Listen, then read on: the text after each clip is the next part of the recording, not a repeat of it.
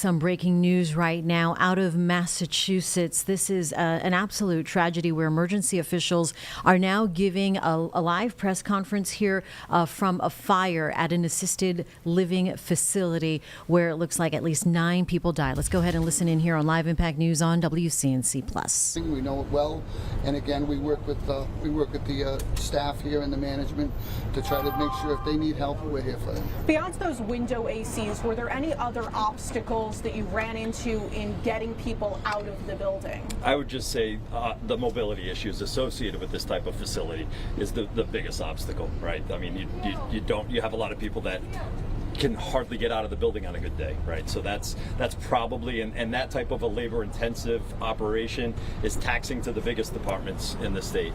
And so, I mean, 35 firefighters might seem like a lot, but when you think it takes 6 or 7 firefighters to get an average person out of a building safely, that puts into perspective how difficult it is and how time-consuming it is and how physically exhausting it is to make those rescues.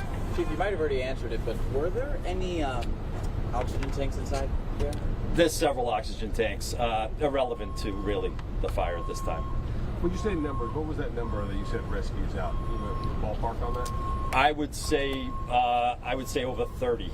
There's 69 residents, so halfway. And that's all. Obviously, so the firefighters who worked last night left shift this morning. We had peer support teams go to all the stations to check in with them to make sure that they knew they were supported for what happened here last night.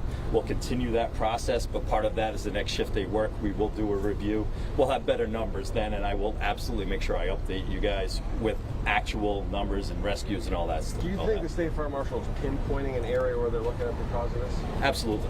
Give us a sense? Absolutely. It's still under investigation, and like I've said a couple times, that an incident like this, we need to make sure that any information we release is the most accurate information possible. The worst thing we can do is release information before we're 100% sure, and that's going to take some time. Were there working smoking detectors, and was there an evacuation plan for this building?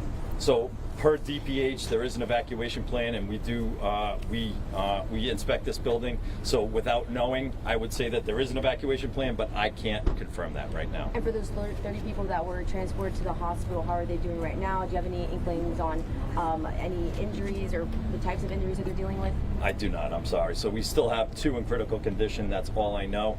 I don't know the status of the other victims. The last time it was 1 in critical. Do we have 2 in critical this morning? Okay, 1 in critical. Okay, I'm sorry. I misspoke. Okay, I just wanted to make sure. 1 in critical. And we have that could obviously increase the fatalities here. Do we have official right now? Is it 9 or 10? 9 is the official fatality count right now. And you're in contact with all the families at this time? Yeah. So through the city, through the state, we're making notifications and trying to help out the families as best we can. Yeah. The calls have been overwhelming of support from throughout the community. I'm going to stay on the best part of a very, very, very tragic situation. This city stepped up big time. Our public safety crew stepped up big time, whether it was fire, police, and I just want to stress that this was not anybody's plan on a Sunday night at the middle of July to come out here and tackle this, and they did a spectacular job in short work. What are the next steps for this building? The next steps of the building is to board it up. The owner has said he's going to leave someone on site because we don't want anybody coming in, looking for medicine, looking to see if there's any valuables left in the building.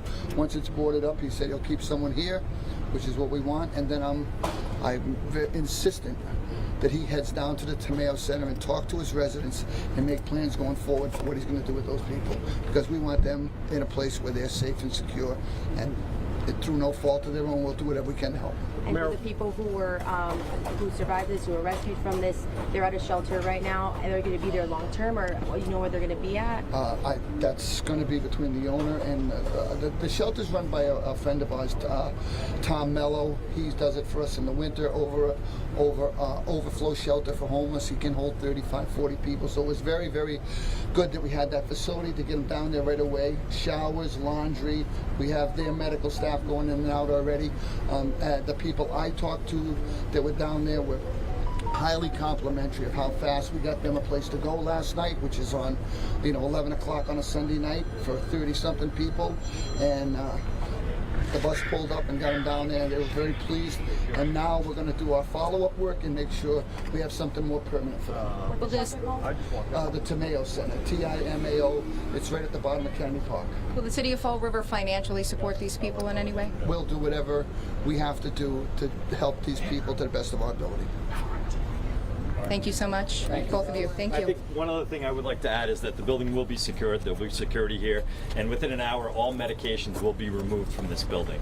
So I'd like to get that out there, that this building will be of no value to anybody within an hour or so. Yeah. All right? Thank you, guys. Thank you.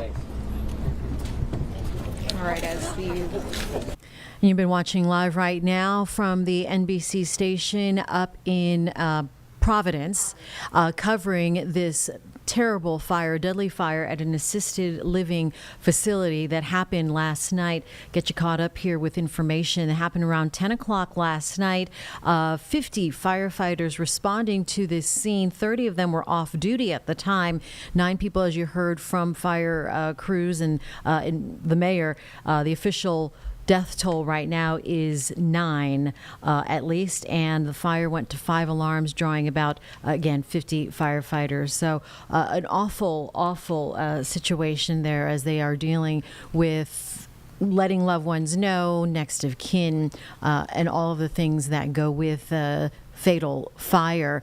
And 70 people resided at this facility prior to the fire. So we will continue to keep tabs on this tragic situation up in Fall River, Massachusetts.